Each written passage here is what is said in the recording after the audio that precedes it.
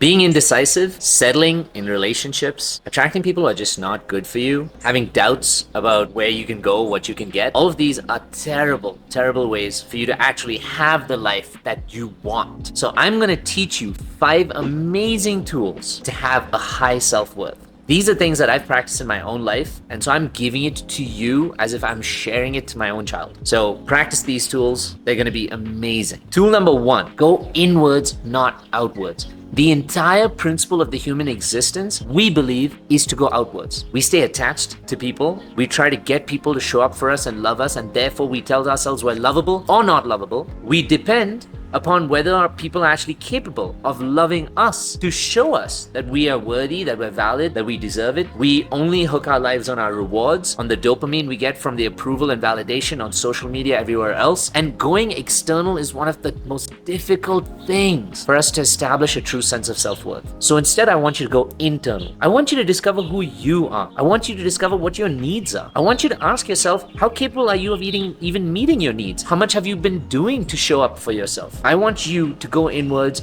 and start soothing that little version of you, that inner child inside you. I want you to soothe who you are and remind yourself that you're valuable, that you're important, and you are worthy of love. Every day in small steps, if you show up for yourself instead of looking to keep showing up for the outside world, you will naturally start improving your self-worth little by little by little. You'll start recognizing that you are worth investing in instead of constantly investing in the outside world. Second one, another huge piece in having a high self-worth is learning to say no to crap. Learn to be able to reject what is not good for you. This sounds so easy, believe you me, but it's one of the hardest things for us to do as human beings because we don't know that we're valuable enough for this. And so we keep settling for this. So another way of you growing from here to here, for you not to settle for what's here, and by you continuously reminding yourself that even though this is easy, because trust me, this is always easier than this, which is why this is way more valuable than this. By you continuously reminding yourself that you're not here for easy, that you're not here for just the simple stuff that comes your way, you're not here just to be with someone rather than to be alone. When you keep rejecting that and say, no, I deserve better, you're slowly starting to say, okay, then what's next? You come up to this level and you're like, what's here for me now? Automatically your sense of worth, your sense of self starts to improve when you start to say, nah, those shitty snacks, those shitty people, those bad habits, those aren't for me anymore. I want and deserve better. So now you're replacing those critical, non-serving habits with a space for what you can put as more healthy, supportive, amazing things for you. And the third piece, this one goes a little deeper into you. Start tuning your focus of speaking from your authentic self instead of your ego. Your ego is the survival version of you that exists. Now, don't get me wrong, your ego served a purpose and it brought you to who you are today because you had to survive in your environment, you had to show up. But what you also may not realize is your ego is the very big piece of you that's attaching to the external. That's the piece of you that's trying to get the validation. That's the piece of you that's trying to prove yourself. That's the piece of you that's trying to earn love. That's the piece of you that's trying to get everybody else to validate who you are. And so while you're focusing on all this, you're actually forgetting what your authentic self is. So as I talked before of tuning from the external and going internal, that's a huge piece in recognizing, who am I? Is this what I really want, or is this what my ego wants for me? A really good question I like to ask myself whenever I'm in a situation is to say, is this going to support me in the long run? Or is this just going to give me a happiness and a joy and a connection right now? Is this going to be something that I really will love, and is it for me, or is it so that I can just gain more love from the outside world? When you learn to separate yourself from the ego and you start to validate your authentic self, at the start, again, I will tell you, it will be challenging because you're doing something new, different from what you've ever done. But as you do it more and more, it becomes more and more powerful, and you start to tune into your own vibration, who you really are, and a whole different world starts to show up for you.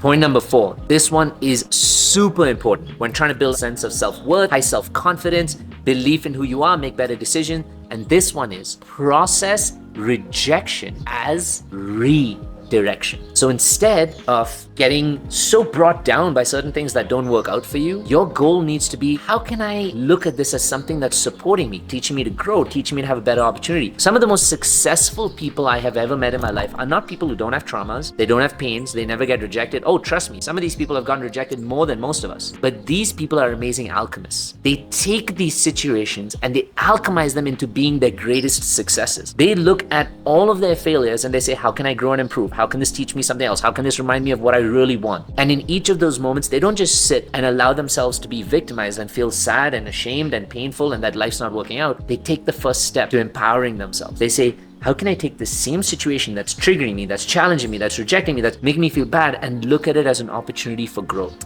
Look at it as an opportunity to open my heart. Look at it as an opportunity for something I need to learn from this situation so I can even change what I'm going after. The more successful you do that, one, you will stop shaming yourself more because you're no longer rejecting yourself when you get rejected. Instead, you're empowered and active to move forward. And two, you will start to create beautiful, constructive healing for yourself. That's where you're redirecting your energy. And the last piece, this is something that is so neglected in our human experience, and this is celebrating your wins. Celebrate you. Again, we're so attached to the external that we always want to celebrate somebody else. Valentine's Day is to love somebody else. Birthdays are to celebrate somebody else. What is our celebration of ourselves? How are we celebrating our small little wins and our recognition? You don't need to wait for a prize day for someone to say, hey, you did this amazingly well. You are now on this board. That's what we all wait for. We work towards this recognition from somebody else. We forget to recognize ourselves. So another way to improve your own value from within is to take stock at the end of each day or even each week and just write down to yourself, what are the 5 changes or 5 steps or the 5 things I took this week that I'm proud of? What are the 5 ways I showed up for me? What are the 5 hard but strong and beautiful choices I made for me? Or even simply, did I just wake up on time today? Did I have the opportunity to show kindness to someone instead of my ego? Did I have the opportunity to draw a boundary and protect myself? Any of those small moments, you must validate yourself. You cannot wait for the world to validate you because you'll always be waiting. So instead, go inwards, validate yourself, celebrate your small win, and tell yourself, wow, I really am worth showing up for myself. I'm showing up for myself more and more and more. And subconsciously, you may not realize it, but your self-worth is also rising more and more and more. And it gets to this point where you love how you're showing up, you love who you are, you tune into your own value, you create high standards for yourself, you tune out of your ego and into your authentic self, and now you realize you're so fucking valuable that that's the kind of life you want to have, and you deserve it. And if you want to be a part of a community that's learning to grow from here to a self-worth of here on a daily basis, learning the tools of loving and showing up for yourself and creating a better life, then come join the Gauntlet, my 8-week inner work program, which helps people heal those self-limiting beliefs and rise up to have the life that they really desire. Drop me a DM with the words The Gauntlet at the Inner Yats on Instagram, and we'll give you this opportunity to change your life.